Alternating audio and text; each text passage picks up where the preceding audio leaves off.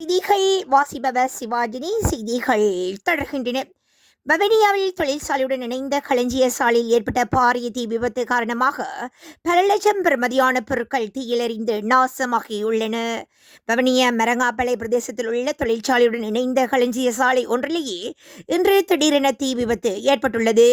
வவனியா மரங்காப்பளை பகுதியில் அமைந்துள்ள அலுமினியம் மற்றும் பிளாஸ்டிக் தொழிற்சாலை, வீட்டு தளபாடங்களின் களஞ்சிய சாலை என்பவற்றை உள்ளடக்கிய தொழிற்சாலையிலேயே இவ்வாறு தீ விபத்து ஏற்பட்டுள்ளது. தொழிற்சாலையில் பணிபுரிந்த இருவர் சாப்பாட்டுக்காக வெளியில் சென்ற நிலையில் தீ விபத்து ஏற்பட்டுள்ளது.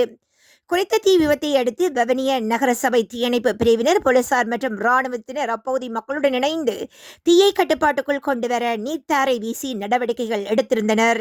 எனினும் தீ விபத்தில் தொழிற்சாலை முழுவதும் எரிந்து சாம்பலாகிவிட்டதுடன் பல லட்சம் பெறுமதியான பொருட்களும் தீயில் நாசமாகியுள்ளன. இந்நிலையில் தீ விபத்துக்கான காரணங்கள் குறித்து ஈச்சங்குள போலீசார் மேலதிக விசாரணைகளை முன்னெடுத்து வருகின்றனர்.